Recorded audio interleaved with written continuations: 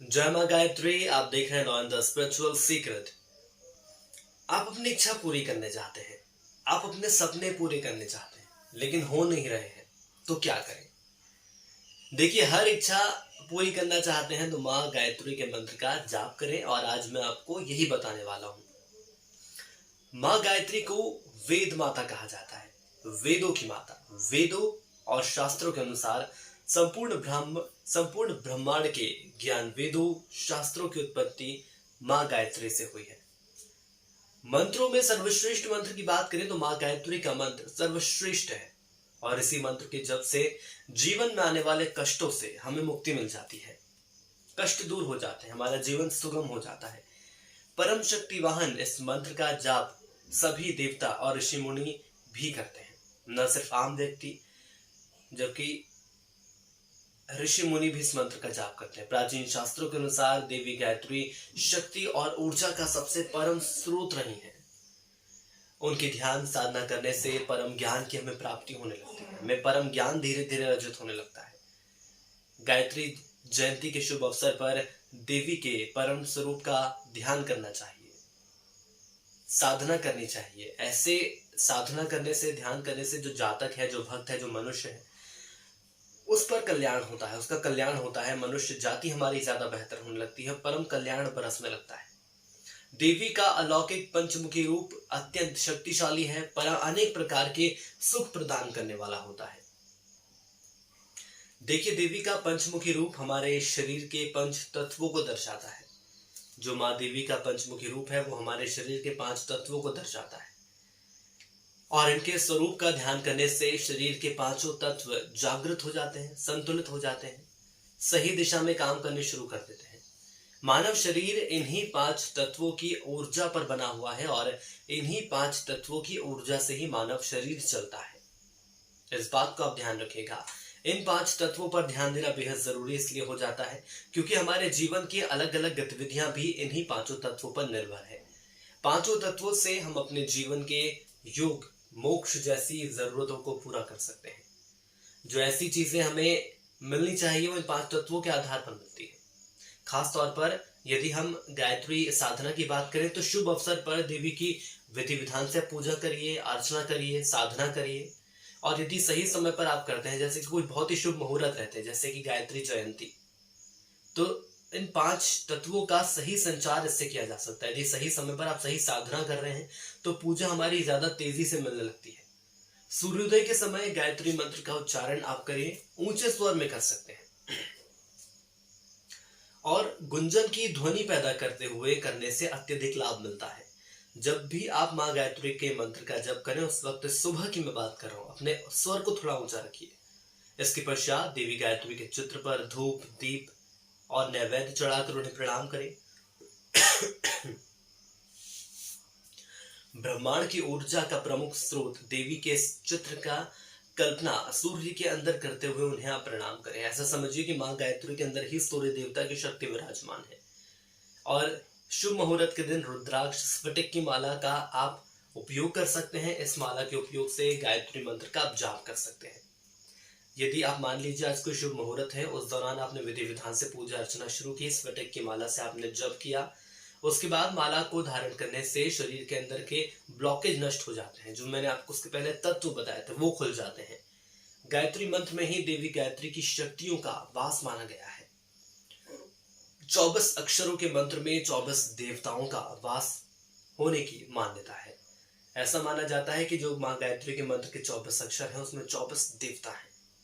इसलिए इस मंत्र का उच्चारण करते समय अपने सामने जल का कलश जो है वो अवश्य रखें, सही स्थान पर रखें। इसके पश्चात आप क्या करेंगे, आप प्रसाद और अपने घर वालों को ये प्रसाद बांट देंगे, अपने आसपास ये प्रसाद बांट सकते हैं। इसके अलावा अपने घर में पड़ी हुई पुस्तकों, जैसे कि विज्ञान के स्रोतों का आज के दिन आप पूजन कर सकते हैं। घर में जो पुस्तकें हैं जिनसे हमें ज्ञान मिलता है, बच्चों को भी अपने पुस्तकों का पूजन करने के लिए प्रेरित करें। देखिए, आज के दिन देवी गायत्री को 5 अलग अलग प्रकार के फलों, पकवानों, रसों का भोग आप लगाएं। मैं ऐसे दिन की बात कर रहा हूँ जो बहुत ही खास दिन होता है। इस दिन पूजा करने से हमारी जो तमाम चीजें हैं वो सही दिशा में आगे बढ़ने लगती हैं। ऐसा करने से पंच महाभूत, 5 प्रकार के आर्थिक प्रगति का वरदान आपको प्राप्त होगा। अनार, आंवला, केला, नारियल, मेवे का भोग आप अवश्य लगा सकते हैं। देखिए, ये कुछ 5 तत्व ऐसे होते हैं, यदि इन 5 तत्वों के आधार पर हम पूजा अर्चना करते हैं तो हमारा जीवन बहुत तेजी से आगे बढ़ने लगता है। उदाहरण के तौर पर आप ये समझ लीजिए कि यदि मैं किसी एक खास दिन की बात कर रहा हूँ, जैसे कि गायत्री साधना आपको करनी है, गायत्री पूजा आपको करनी है, तो गायत्री जयंती है या कोई ऐसा दिन है जिस दिन पूजा अर्चना की जाती है, अमावस्या का दिन है, यदि कुल देवी या कुल देवता की आप पूजा कर रहे हैं तो एक बहुत ही खास दिन चुन लीजिए जो कि बहुत अच्छा दिन होता है। उस दिन क्या होता है कि जो ग्रह नक्षत्र हैं उनकी चाल अलग हो जाती है, वो ज्यादा बेहतर तरीके से हमारे पक्ष में हो जाते हैं। वैसे तो कुंडली के आधार पर ग्रह नक्षत्रों की चालों को पढ़ा जाता है, उनका अध्ययन किया जाता है, लेकिन जो शुभ मुहूर्त रहता है उस दिन आप ये समझकर चलिए कि वो शुभ मुहूर्त हर जातक के लिए बेहतर होता है। आपकी कोई भी राशि हो, उस राशि के लिए वो शुभ मुहूर्त बहुत अच्छा होता है और उस शुभ मुहूर्त का आप सही लाभ ले सकते हैं।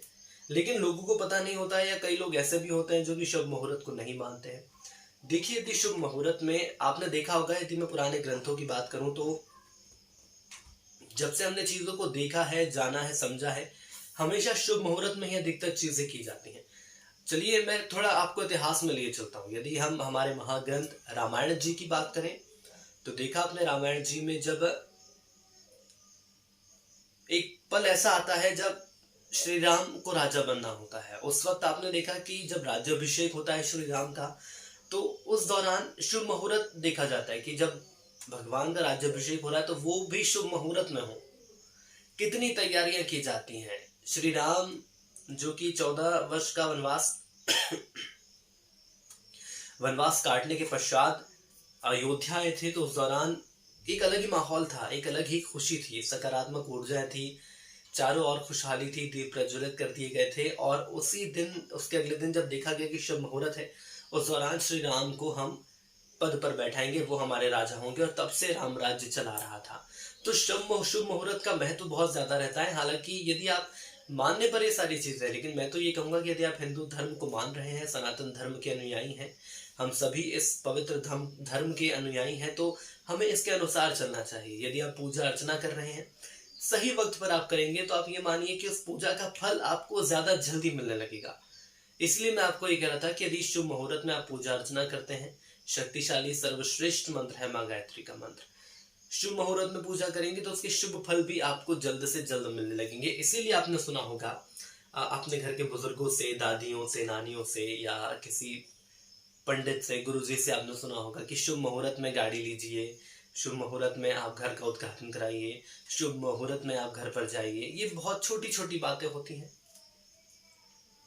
इसलिए बहुत महत्व रखते हैं मुहूर्त का। तो जैसा कि मैं पहले बता रहा था कि किसी शुभ दिन यदि आप पूजा अर्चना करते हैं तो उस दिन ब्रह्मांड के जो तमाम ग्रह रहते हैं वो सभी ग्रह आपके लिए काम करने लगते हैं, आपके हित में काम करने लगते हैं। उस वक्त की गई पूजा का बहुत बड़ा महत्व रहता है। आपके जीवन के कष्ट तो दूर हो ही जाते हैं, लेकिन जिन कामों के लिए आप लंबे वक्त से इंतजार कर रहे थे, जो काम रुके हुए थे, वो काम भी आपके धीरे धीरे पूरे होने लगते हैं। तो विद्यार्थी हो, महिलाओं हो, पुरुष हो, या कोई ऐसा बुजुर्ग व्यक्ति हो जो ये चाह रहा हो कि मेरे जीवन के कुछ कष्ट दूर हो जाएं, तो आप सही मुहूर्त में पूजा करिए। सही मुहूर्त में पूजा करने का बहुत बड़ा महत्व माना गया है। अब करके देखिए, आपको खुद ही लगेगा कि आपके जीवन में कितने ही ऐसे परिवर्तन आने लगे जो जिनका आप लंबे वक्त से इंतजार कर रहे थे। वो इसलिए हो जाता है क्योंकि ग्रहों की चाल आपके पक्ष में हो जाती है। ग्रहों की चाल आपके पक्ष में होंगी तो आप ये तय बात मानकर चलिएगा कि जो आपके रुके हुए काम हैं वो सही समय पर पूरे हो जाएंगे।